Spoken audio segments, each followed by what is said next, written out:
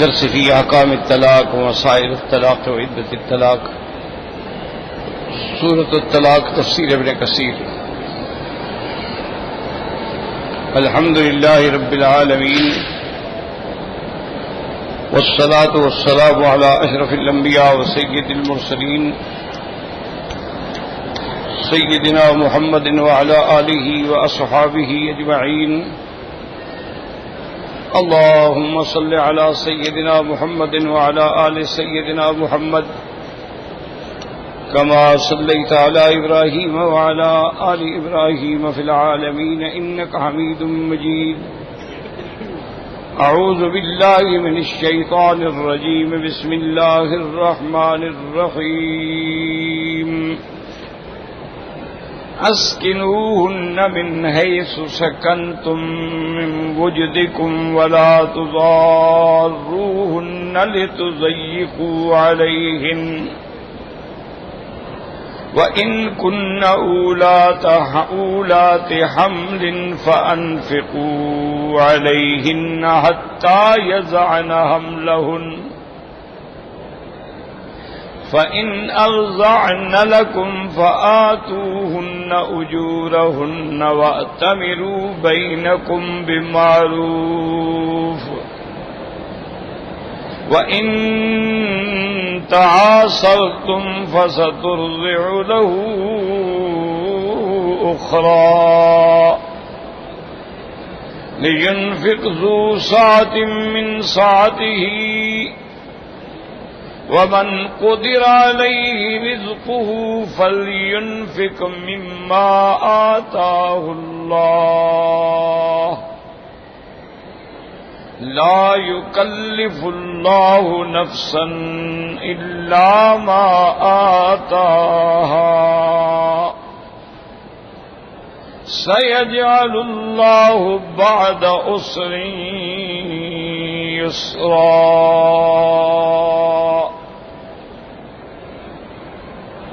الحمدللہ کہ جیسے ہم نے اس سورت کی آیات مبارکہ میں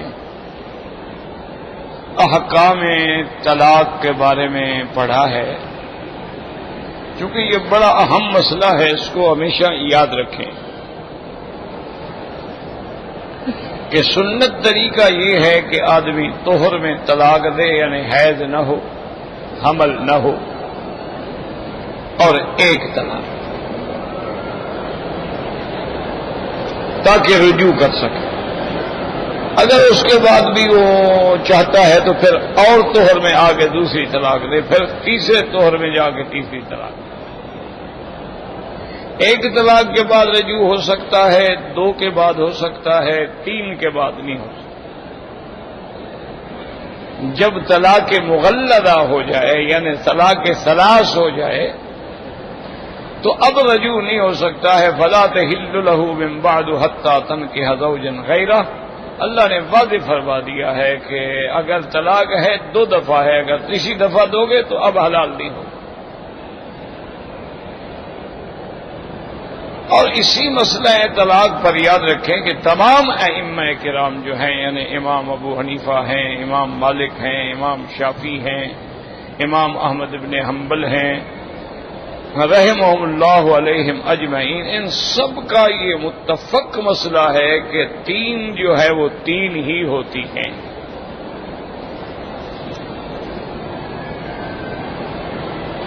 صرف شیخ الاسلام ابن تیمیہ رحمہ اللہ تعالی علیہ نے اور ان کے متعلقین نے فرمایا ہے کہ اگر ایک وقت میں ایک ہی زبان سے تین طلاق دے تو ایک ہوتی۔ بہرحال یہ ان کی اپنی رائے مبارک ہے، اجتہاد ہے، حتیٰ کہ ان کے جو بڑے محبوب شاگرد ہیں علامہ ابن رجب حنبلی رحمت اللہ علیہ، وہ بھی کہتے ہیں کہ نہیں، تین ہوتی۔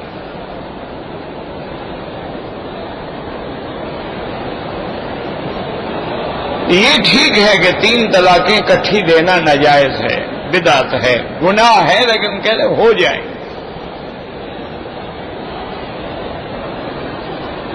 اور اسی طرح یہ بات بھی یاد رکھ لیں کہ بعض علماء نے اس کو جمع بھی کیا ہے کہ کیونکہ کسی پر اس کی شان میں کوئی کوتاہی والا لفظ تو نہیں کہا جا سکتا.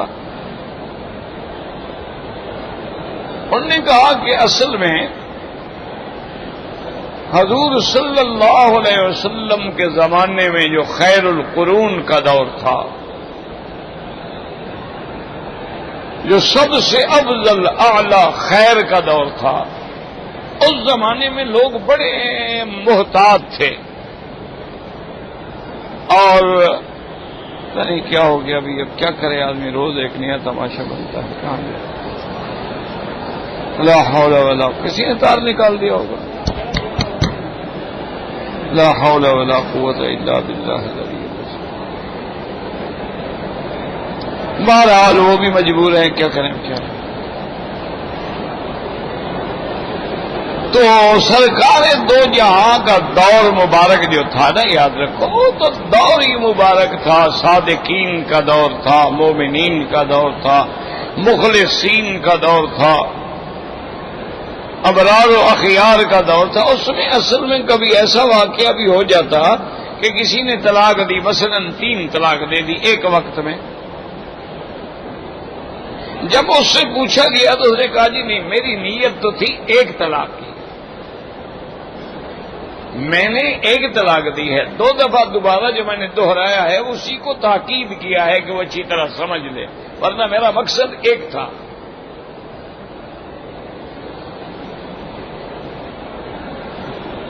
جیسے آپ کسی بات کو زیادہ تاکید کے لیے کہتے ہیں، بھائی وضو کر لو، وضو کر لو، وضو کر لو، تو مقصد 1 دفعہ وضو ہے کہ 3 دفعہ تو نہیں ہے. اب یہ تو نہیں کہ 3 دفعہ وضو کرو. تو وہ تو دور ہی ایسا تھا نا کہ وہاں غلط بات کا احتمال ہی نہیں تھا. جان چلی جائے صحابہ غلط نہیں بولتے تھے. اب جوں جوں دور سرکار دو جہاں سے دور ہوتا گیا تو صحابہ مجبور ہو گئے. اب جیسے حضور صلی اللہ علیہ وسلم کے زمانے میں شرب خمر جو ہے، شراب پینے کی حد جو ہے وہ 40 درے تھی. اچھا، وہ 40 بیت بھی پتہ ہے کیسے مارے جاتے تھے؟ کسی کے ہاتھ میں لکڑی ہے اس نے مار دیا، کسی کے ہاتھ میں بیت ہے تو اس نے وہ بیت مار دیا، کسی کے پاس کچھ نہیں اس نے اپنی چادر کو لپیٹا اور پکڑ کے مار دیا. اس طرح 40 پورے ہو جاتے تھے. یہ نہیں تھا کہ کوڑے لگائے جاتے تھے جیسے آج کل کوڑے لگائے جاتے ہیں. آج تو کوڑے لگانے والے بھی ایکسپرٹ ہوتے ہیں. ہر آدمی کوڑے نہیں مار سکتا. آدمی کو بھی ٹکٹکی پہ باندھا جاتا ہے کہ وہ ہل بھی نہیں سکتا. پھر ڈاکٹر نشان لگاتا ہے کہ کوڑا کہاں لگے، اس سے آگے ایسے نیچے ادھر ادھر نہیں لگنا چاہیے ورنہ بندہ مر جائے گا. اس زمانے میں تو مقصد یہ تھا نا کہ بھئی حد کا معنی ہے انزجار، کہ اس کو اتنی شرم آتی تھی کہ یار اس کو حد لگی ہے شراب کی، وہ تو معاشرے میں زندہ نہیں رہ سکتا تھا. جہاں سے گزرا، اچھا یہ ہے وہ آدمی جس کو حد لگی تھی. اب یوں جو دور گزرتا گیا تو سیدنا عمر رضی اللہ تعالی عنہ نے صحابہ کا اجلاس بلایا اور بڑے بڑے اجلا صحابہ کو شریک کیا. انہوں نے کہا بھی اب دور حضور پاک سے دور ہو گیا اور شراب بڑھتا جا رہا ہے.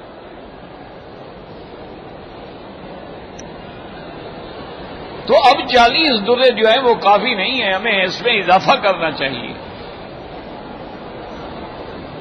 اور بیت بھی ہمیں سختی کے ساتھ واقعی بیت مارنے چاہیے. تو صحابہ کرام نے اس پہ بحث کی اور آخر فیصلہ ہوا کہ ان کو 80 کوڑا مارا جائے.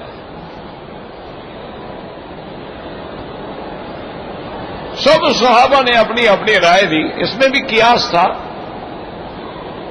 یہ جو بعد ہمارے نوجوان ساتھی کہتے ہیں نا جی قیاس جو ہے وہ حرام ہے اور سب سے پہلے قیاس شیطان نے کیا تھا. انا للہ و انا الیہ راجعون. اللہ کے بندے، شیطان نے نص کے مقابلے پہ قیاس کیا تھا. خدا کے لیے کچھ سمجھا بھی تو کرو نا. اللہ پاک نے پتہ نہیں سمجھ چھین لی ہے یا ویسے غصہ ہے. اللہ کا حکم تھا، اس لیے اللہ نے فرمایا تھا کہ تم نے کیوں سجدہ نہیں کیا؟ ما منعک ان لا تسجد اذ امرتک.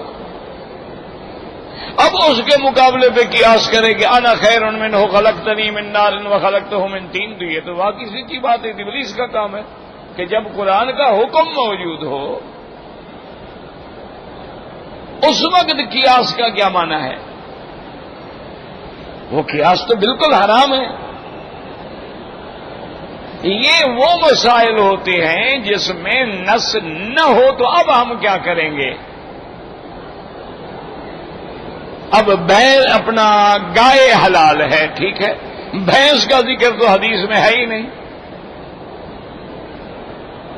تو اب بھینس کے بارے میں کیا فتویٰ دیں گے؟ اس کو قیاس کریں گے گائے پر. بھئی اگر گائے حلال ہے تو یہ بھی اسی طرح کا ایک جانور ہے، یہ بھی حلال ہے.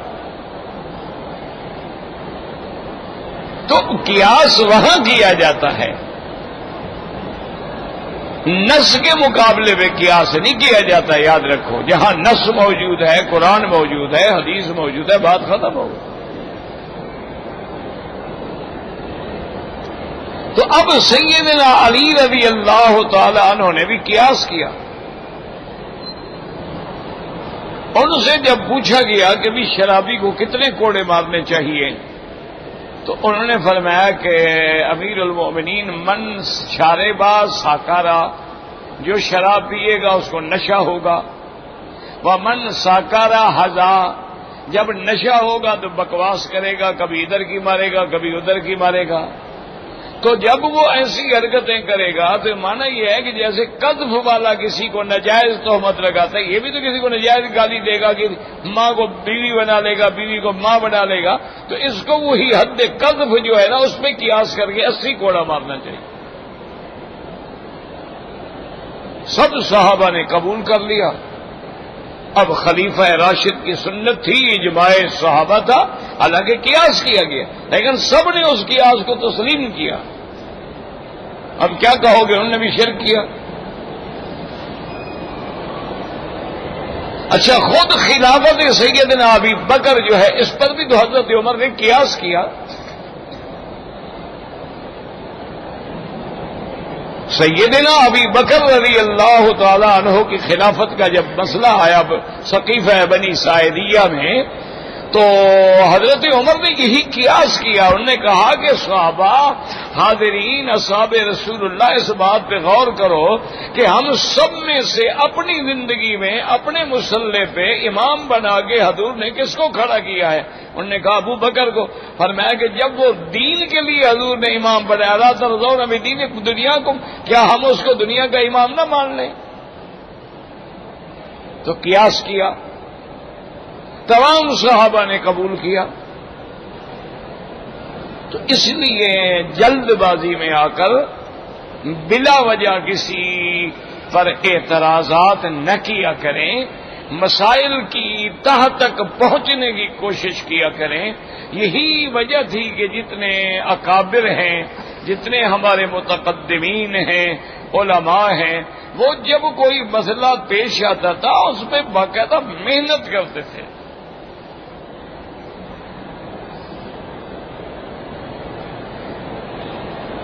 اسی طرح آپ خون دیتے ہیں دوسرے کو، یہ بھی تو قیاس ہے. کبھی اگر کسی بچہ دوسری عورت کا دودھ پی سکتا ہے تو دوسرے بندے کا خون بھی لے سکتا ہے. دودھ سے تو خون بنتا ہے جا کر، یہ بھی تو قیاس ہے. تو اس لیے ہمیشہ یاد رکھیں کہ مسائل میں 4 چیزیں دلیل ہوتی ہیں. سب سے پہلے کتاب اللہ، اس کے بعد سنت رسول اللہ، اس کے بعد اجماع، اس کے بعد قیاس. تو اب جب سیدنا عمر رضی اللہ تعالیٰ عنہ کا دور آیا تو آپ نے فرمایا دیکھو حضور کا زمانے کا ہم مقابلہ ہی نہیں کر سکتے. ہم جوں دور ہوتے جائیں گے وہ برکتیں، وہ رحمتیں، وہ خیر جو ہے کم ہوتی جائے گی. لہذا اب ہم یہ بات نہیں سنیں گے کہ تمہاری نیت ایک تھی لیکن کہا تم نے 3 دفعہ تھا. 3 دفعہ کہو گے طلاق 3. اور اسی پہ سارے صحابہ کا اجماع ہو گیا. پھر کسی نے مخالفت نہیں کی. سیدنا عثمان، سیدنا علی، بڑے بڑے اجلہ صحابہ موجود ہیں، عبداللہ بن مسعود بیٹھے ہیں، بڑے بڑے صحابہ ہیں، سب نے اس پہ اتفاق کیا. بہرحال جو علماء ایک کہتے ہیں، اللہ ان پہ بھی کروڑوں رحمتیں فرمائے، ہم تو کسی کی شان میں کوتاہی یا گستاخی کا کبھی سوچ بھی نہیں سکتے، تصور بھی نہیں کر سکتے. لیکن جمہور کی رائے یہی ہے.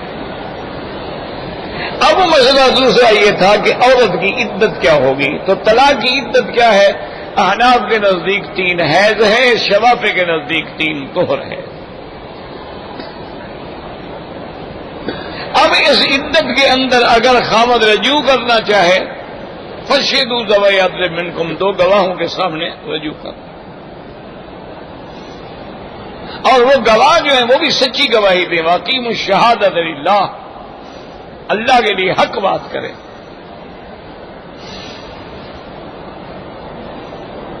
کیونکہ گواہ کی بات میں تھوڑا سا بھی اگر لچک آ جائے تو پھر عدالت تو پریشان ہو جاتی ہے نا. کہ اب جب دیکھیں نا گواہ گواہی تو دے رہا ہے لیکن بڑا ہچکچا رہا ہے اور بڑا کانپ رہا ہے اور لفظ ٹوٹ رہے ہیں، تو اگلا سمجھے گا جھوٹ بول رہا ہے. تو بہرحال وہ رجوع کر سکتا ہے. اگر 2 طلاقیں ہیں تب بھی رجوع کر سکتا ہے. لیکن بائنہ مغلظہ 3 ہے تو پھر رجوع نہیں کر سکتا. اور نہ ہی وہ عورت پہلے خاوند پہ حلال ہوگی الا کسی دوسری جگہ شادی کرے اور وہ بندہ اپنی مرضی سے طلاق دے، وہ کرائے کا شوہر نہ ہو. یہ جیسے ہمارے ہاں رواج بنا ہوا ہے کہ بھئی کسی دوست سے بات کر لی، یار میں نے غلطی کی طلاق دے بیٹھا ہوں، اب میں نے حلالہ کرانا ہے، تم 1 دن کے لیے میری بیوی سے نکاح کر لو، 2 گواہوں کے سامنے نکاح ہو جائے گا، 1 رات تمہارے ساتھ رہے گی، صبح کو طلاق دے دینا. تو یہ کرائے والی بات ہے. ان پہ اللہ کے نبی نے لعنت بھیجی ہے کہ لعن اللہ المحلل والمحلل لہ. ہمارے تو ایک مولوی صاحب ہیں، کیا کہیں ان کو، میرا دوست بھی ہے، اللہ ہدایت دے، اور کیا کہہ سکتے. اس نے باقاعدہ بورڈ لگایا ہوا ہے اپنے مدرسے پہ کہ جس نے حلالہ کرانا ہو. میں نے کہا حضرت یہ کیا ہو گیا ہے؟ وہ کہتا ہے جناب تو پھر اس کا مطلب کیا ہے آپ کا کہ 2 گھر ٹوٹے ہوئے ہیں، بچے رو رہے ہیں، تڑپ رہے ہیں، حلالہ نہ ہو، پہلے خاوند کے پاس جا نہیں سکتی، اب وہ ہم کیا کریں؟ اس کے لیے ہم راستہ پیدا کر رہے ہیں، نرمی کر رہے ہیں، بندے تیار کر رہے ہیں. لا حول ولا قوت الا باللہ. یاد رکھو یہ معنی نہیں حلال ہے. اسی لیے قرآن کہتے ہیں حتی تنکح زوجا غیرہ، باقاعدہ نکاح.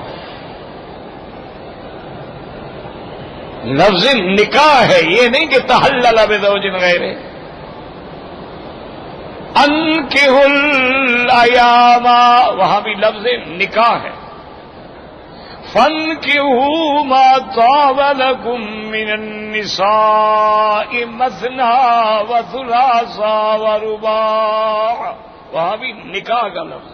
نکاح کا معنی ہی یہ ہوتا ہے کہ ہمیشہ کے لیے ہو.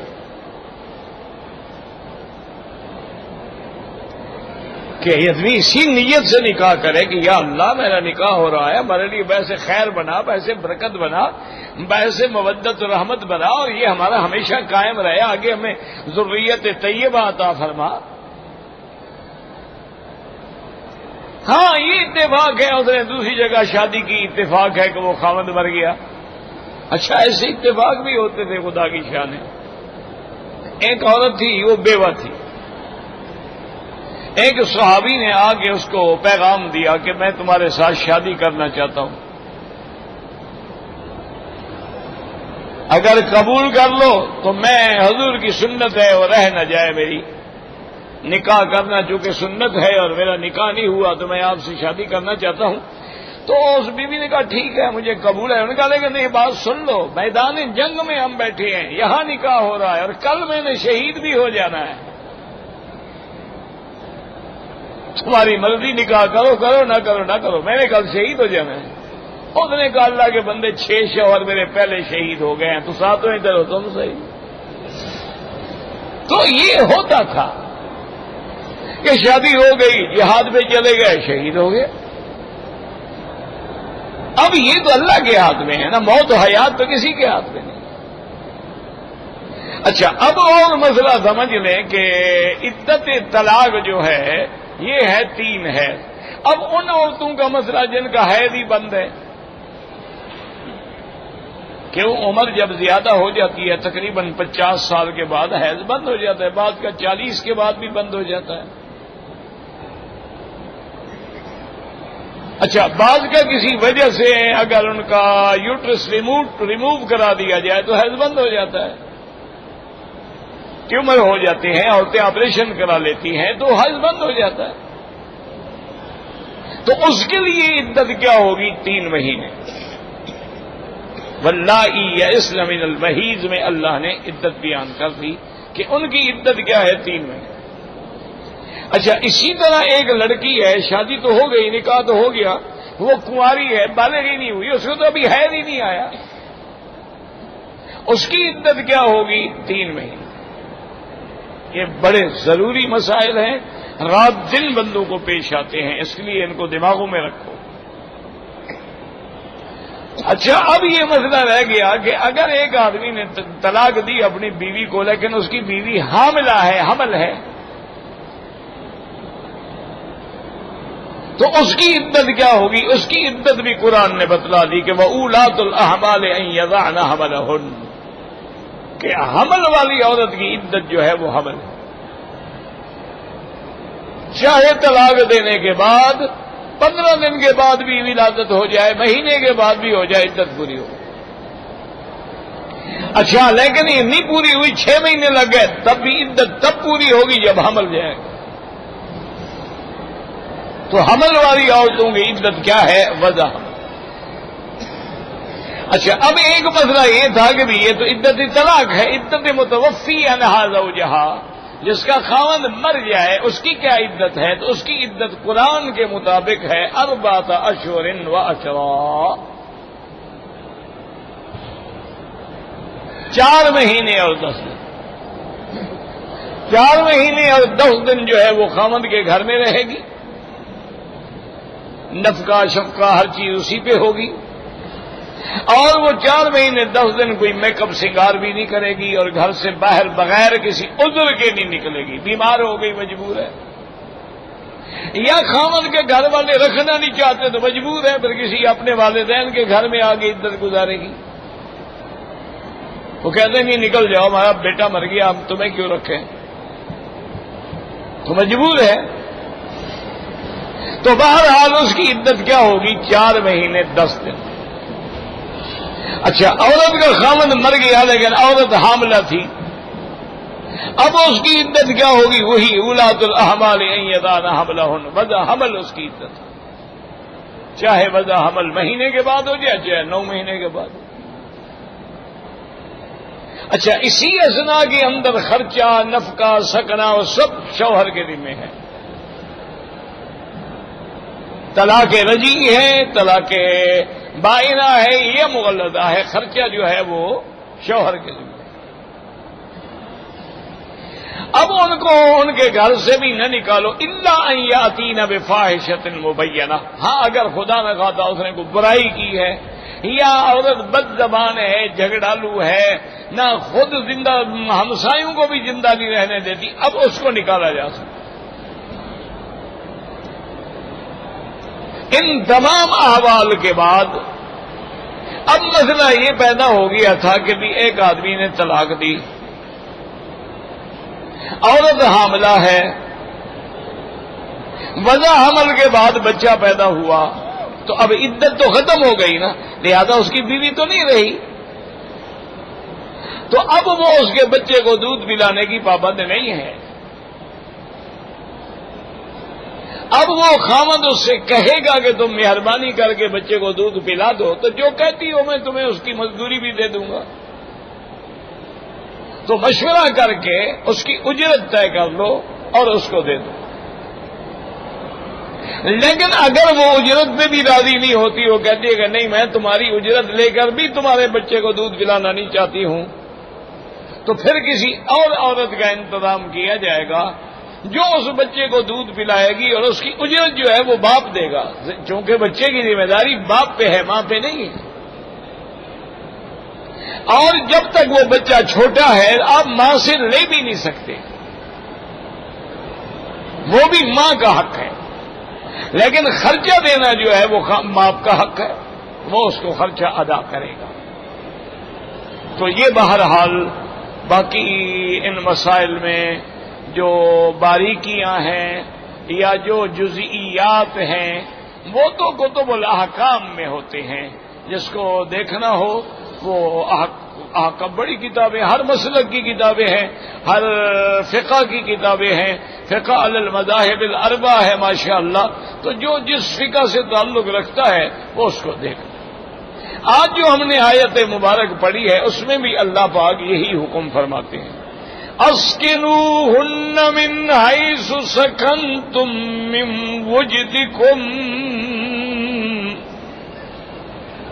ولا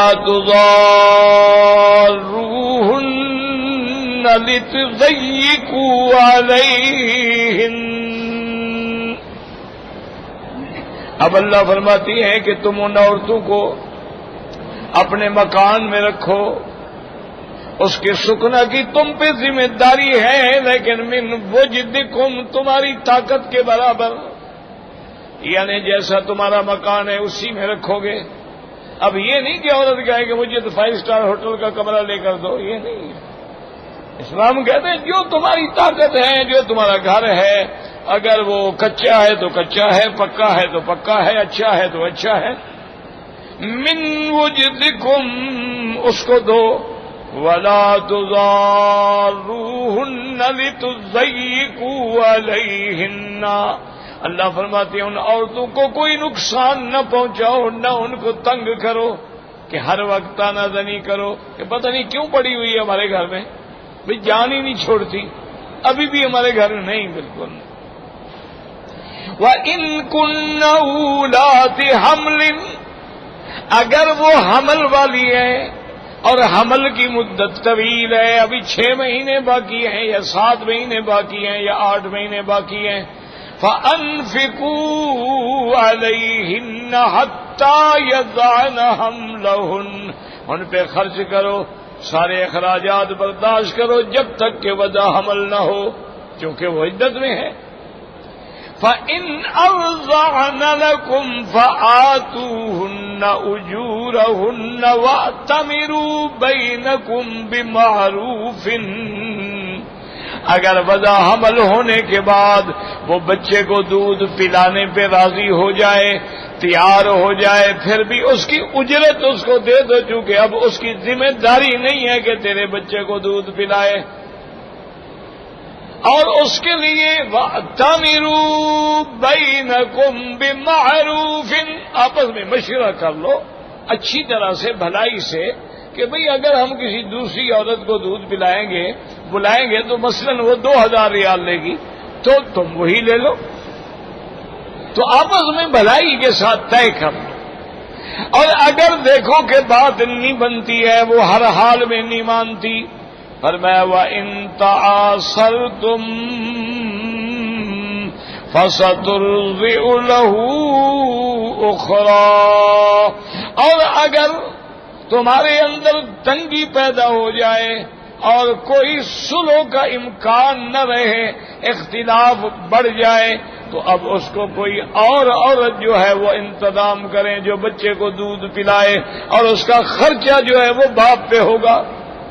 لِيُنْفِقْ ذُو سَعَةٍ مِّن سَعَتِهِ، اب بچے کا خرچ جو ہے ہر آدمی اپنی طاقت کے مطابق کرے گا۔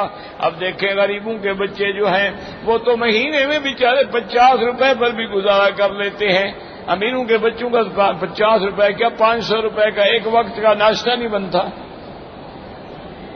لِيُنْفِقْ ذُو سَعَةٍ مِّن سَعَتِهِ، یعنی ہر آدمی اس پہ اتنا خرچ کرے جو اس کی طاقت کے مطابق ہے. وَمَنْ قُدِرَ عَلَيْهِ رِزْقُهُ فَلْيُنْفِقْ مِمَّا آتَاهُ اللَّهُ، اور جس کا رزق تنگ ہے، غریب ہے، محتاج ہے، وہ پھر اسی طرح اتنا خرچ کرے گا جو اللہ اس کو دیں گے. وہ بیچارہ خود ہی محتاج ہے، 15 روپے 20 روپے مزدوری کر کے کما کے لے آتا ہے، تو وہ پھر اسی سے دے گا جو اس کی طاقت ہے. اللہ تبارک و تعالیٰ کسی کو اس کی طاقت سے زیادہ کا پابند نہیں فرماتے. لا یکلف اللہ نفسا الا ما آتاہا، اللہ کسی جی کو تکلیف نہیں دیتے مگر اتنا جو اس کے پاس ہے. سیجعل اللہ بعد عسر یسرا، اللہ نے فرمایا تم میرے حکم پہ چلو، میری اطاعت کرو، اللہ تبارک و تعالی ہر تنگی کے بعد تمہارے لیے آسانی پیدا فرما دیں گے. جب تم اللہ کے احکام پہ چلو گے، اللہ کی فرما برداری کرو گے، تو اللہ تیری مشکلات کو حل کرنے کے لیے آسانیاں پیدا فرما دیں گے، تیرے لیے بھی آسانی ہو جائے گی. کیوں اللہ کے آگے کیا مشکل ہے؟ جب چاہے رزق کو کھول دیں. اللہ یبسط الرزق لمن یشاء ویقدر، اللہ جس کا چاہے رزق بڑھا دیں، جس کا چاہے رزق گھٹا دیں. اس لیے ہمیشہ حکم دیتے تھے حضور پاک صلی اللہ علیہ وسلم کہ تم شادی کرو، نکاح کرو، میری سنت پہ عمل کرو. اللہ کا وعدہ ہے ان یکونوا فقراء یغنہم اللہ، اگر وہ دونوں فقیر ہیں تو اللہ ان کو غنی فرما دیں گے. تم سنت پہ عمل تو کرو. اور یاد رکھو اگر ہم آج بھی سرکار دو جہاں کی سنت پہ عمل کریں تو لاکھوں کروڑوں گھرانے جو ہیں وہ بربادی سے بچ جائیں. اور لاکھوں لڑکیاں جو گھروں میں بیٹھی ہوئی ہیں کہ جہیز نہیں ہے، اگلے جہیز مانگتے ہیں، وہ بوڑھی ہو جاتی ہیں، جہیز نہیں دے سکتی. کتنا بڑا ظلم ہے. اچھا اسی طرح جو لڑکے والے ہیں ان کے بھی جناب عجیب عجیب مطالبے ہوتے ہیں. ایک تو جہیز کا ہو گیا، اچھا پھر ان کے بھی مطالبے ہوتے ہیں کہ جی فلاں شادی گھر میں ہماری شادی ہو، فلاں ڈیزائنر سے کپڑے تیار ہوں، فلاں ڈیزائنر سے زیور تیار ہوں. وہ تو پھر بیوی نہ ہوئی، وہ تو تول کے وزن کر کے ملی نا، لاکھوں خرچ ہو گئے. آج بھی اگر سنت پہ عمل کریں، ایمان سے کہے کتنا آسان ہے کہ حضور پاک نے ایک دفعہ صحابہ سے فرمایا کہ آج رات عشاء کی نماز کے بعد جو تمہارے گھروں میں پکے نا وہ سب لے آنا، مسجد میں بیٹھ کے اکٹھے کھائیں گے. خوش ہو کے صحابہ لے آئے. اچھا کیا تھا؟ کسی کے گھر میں ستو تھے، کسی کے گھر میں جو کی روٹی تھی، کسی کے گھر میں کوئی چٹنی تھی، کسی کے گھر میں کوئی لسی تھی، کسی کے گھر میں کچھ تھا. سارا دسترخوان پہ بیٹھ گئے. حضور پاک نے بھی ان کے ساتھ بیٹھ کھا لیا. اور میں بھائی یہ میری شادی کا کھانا تھا، آج میری شادی ہو گئی ہے. کیا خرچ ہوا جی؟ نہ قرضے لینے کی ضرورت ہے، نہ مقروض ہونے کی ضرورت ہے، نہ عذاب میں پڑنے کی ضرورت ہے. فرمایا بس یہ میری شادی کا کھانا تھا، ولیمہ ہو گیا. اسی لیے ایک حدیث مبارک میں ہے آپ نے فرمایا اولم ولو بشاۃ. ایک صحابی کو حضور نے دیکھا تو اس کے رومال پہ، اپنا پگڑی پہ زعفران کا تھوڑا سا اثر تھا رنگ کا. تو آپ نے فرمایا یہ کیا ابھی تم نے زعفران کا رنگ لگایا ہوا ہے، کوئی شادی تو نہیں کی؟ انہوں نے کہا جی شادی کی اور بیوی کا لگ گیا. میں نے نہیں لگایا. تو آپ نے فرمایا کہ تم نے کنواری لڑکی سے شادی کی ہے یا کیا؟ انہوں نے کہا رسول اللہ میں نے بیوہ عورت سے شادی. خدا کے بندے تم جوان آدمی ہو، اللہ تزوجت بکرا، تم نے کیوں نہ کنواری لڑکی سے شادی کی؟ تم اس کے ساتھ کھیلتے ہو، تمہارے ساتھ کھیلتی. اب ایک پکی عمر کی اور انہوں نے کہا یا رسول اللہ میری تو 6 بہنیں ہیں، اگر میں اور ایک کنواری لڑکی لے آتا تو لڑکی لڑکیوں کے ساتھ مل جاتی، ان کو کون سنبھالتا؟ تو حضور بڑے خوش ہوئے، آپ نے بڑی دعا دی. تم نے بڑا اچھا کیا کہ اپنے بہنوں کی خاطر اپنے خواہشات نفس کو قربان کر دیا. کہ بھئی بڑی عورت ہوگی تو میرے بہنوں کو سنبھالے گی، ان کی نگرانی کرے گی، ان کا خیال رکھے گی، ان کو سکھائے گی، پڑھائے گی۔ اگر وہ بھی اسی طرح کی ایک جوان لڑکی ہو تو سارا دن آپس میں کھیلیں گی۔ اور حضور نے اس کو کیا حکم دیا؟ فرمایا اولم ولو بشاتن، ولیمہ کر دو یار، ولیمہ سنت ہے، ایک بکری جہری پہ کر کے پکا پکو کے کھلا دو، بس ولیمہ ہو گیا۔ اور یہ بھی مسئلہ ہے کہ ولیمہ تب کیا جاتا ہے جب نکاح ہونے کے بعد رخصتی ہو جائے اور میاں بیوی آپس میں مل لیں، اس کے بعد ولیمہ ہوتا ہے۔ یہ ہمارے ہاں ایک الگ رواج ہے کہ ولیمہ پہلے ہو جاتا ہے، میاں بیوی پھر صبح کو جاتے ہیں گھر۔ یہ بھی غلط چیز ہے، سنت کے خلاف ہے۔ اور حضور نے فرمایا سب سے اچھی اور رحمت و برکت والی عورت ہی وہ ہوتی ہے جس کا مہر بھی تھوڑا ہو، خرچہ بھی تھوڑا ہو اور آسانی سے نکاح ہو جائے۔ اور اس کے بعد اللہ نے وعدہ کیا ہے کہ اگر تم غریب ہو تو اللہ تمہارے رزق میں وسعتیں عطا فرما دیں گے۔ اسی لیے آپ دیکھیں بعض لوگ شادی کرتے ہیں، ایسے نصیب والی بیوی گھر میں آتی ہے، برکتیں ہو جاتی ہیں، رحمت ہو جاتی ہے۔ تو اس لیے ہمیشہ معاملات کو شریعت کے مطابق چلنا چاہیے۔ واللہ اعلم۔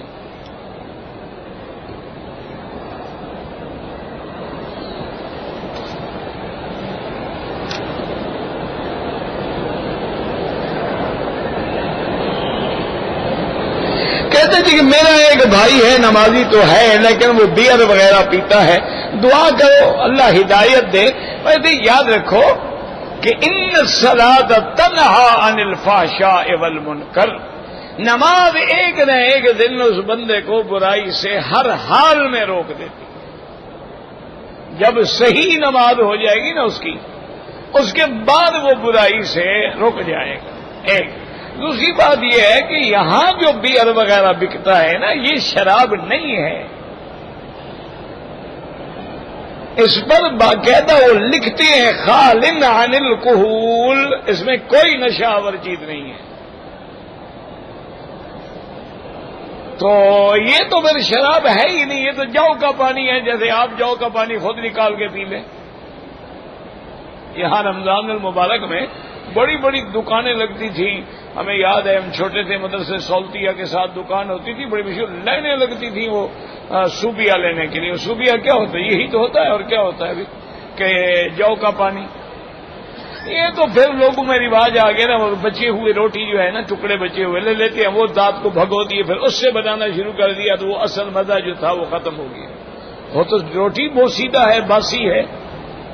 تو بہرحال یہاں جو بیئر ہے نا، باہر کی دنیا میں جو بیئر ہے اس میں نشہ ہوتا ہے،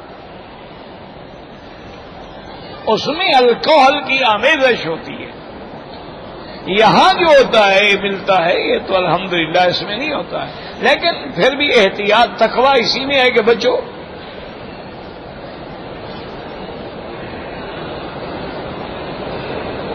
کہتے جی کہ نماز میں دونوں پاؤں کو جوڑیں، بالکل نہیں، فاصلہ ہو درمیان میں۔ ہاں سجدے میں اگر جڑ گئے ہیں تو کوئی بات نہیں، لیکن پھر بھی نہیں جڑنے چاہیے۔ ہر پاؤں جو ہے اس کی انگلیاں بھی کعبے کی طرف ہوں۔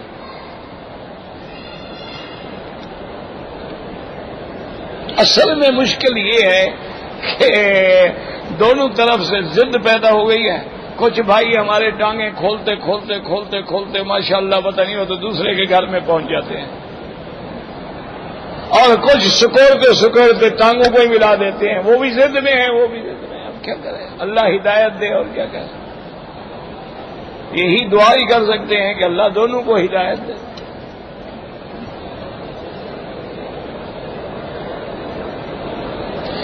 نماز میں تکبیر کے وقت میں، یعنی جب نماز شروع کرو، کانوں کو ہاتھ لگانا ضروری نہیں ہے۔ ایسے ہمارے یہاں رواج ہے کانوں کو ہاتھ لگاتے ہیں، کوئی یوں کرتے ہیں، مقصد ہے کانوں کے برابر ہاتھ، یہ نہیں ہوتا کہ ہاتھ لگاؤ، جیسے حدیث میں ہے نا کہ ٹخنے سے ٹخنا ملا ہو، مانا ہے برابر ہو، سب سیدھی ہو۔ اب یہ مانا تھوڑا ہے کہ پاؤں الٹا کرنا پڑے، سیدھا کرنا پڑے، بس ٹخنے سے ٹخنا جوڑنا ہے بیچارے نے، چاہے پاؤں میں بل پڑ جائیں، یہ کیا بات ہے؟ اچھا ایک آدمی کا پاؤں 4 انچ ہے، ایک کا 8 انچ ہے، کیسے ملا ہو بھائی؟ یہ تو ضد والی بات ہے نا۔ مانا ہے کندھے کے برابر کندھا ہو، ٹخنے کے برابر ٹخنا ہو، یعنی صف ٹیڑھی نہ ہو، کیونکہ ٹیڑھی صف کی طرف اللہ نظر بھی نہیں فرماتے۔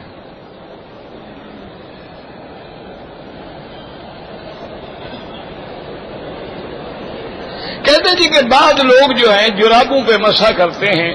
میرا بھائی بات یہ ہے کہ جمہور ائمہ فقہا کا جو مسلک ہے وہ یہ ہے کہ وہ جرابیں جو حضور کے زمانے میں تھیں ان پہ مسح جائز ہے۔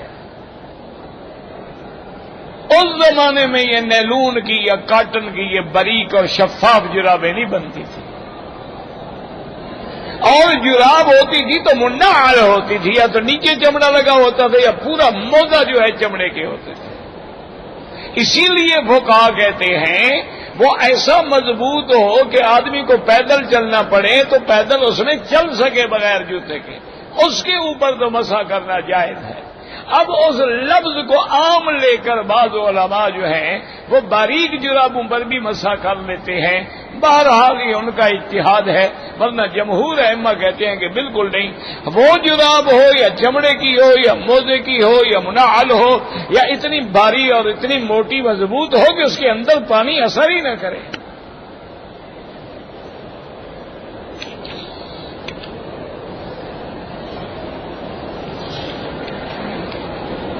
یہی مشکل ہے جی اب حنفی مسلک میں تو اس باریک جرابوں پہ مسح جائز ہی نہیں۔ ان کے نزدیک تو وضو ہی نہ ہوا، جب وضو نہ ہوئی تو نماز کیسے ہو؟ تو بہرحال ضد نہیں کرنی چاہیے۔ اگر آپ نے مسح کرنا ہے موزے پہن لیں بس، تاکہ کسی کو اعتراض کا موقع ہی نہ ملے۔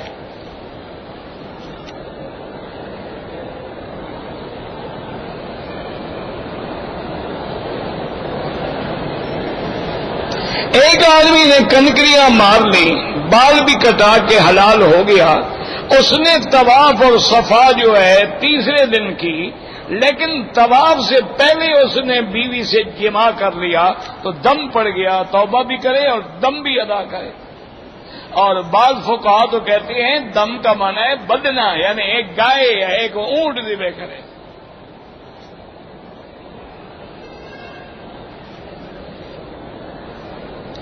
جو امام بدعتی ہو اس کے پیچھے نماز نہیں ہوتی، چونکہ حضور پاک صلی اللہ علیہ وسلم کی حدیث مبارک ہے کہ من وقر صاحب بدعت فقد اعان علی ہدم الدین، جو بدعتی کی عزت کرے اس نے دین مصطفیٰ کو گرا دیا۔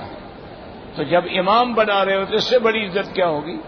تو بہرحال جن کا عقیدہ غلط ہے ان کے پیچھے نماز نہیں ہوتی، یعنی جو قبروں پہ سجدہ کرتے ہیں، غیر اللہ سے مانگتے ہیں، غیر اللہ کی نظر نیاز چڑھاتے ہیں، 11ویں شریف بناتے ہیں، ان کے پیچھے شرعاً نماز نہیں ہوتی۔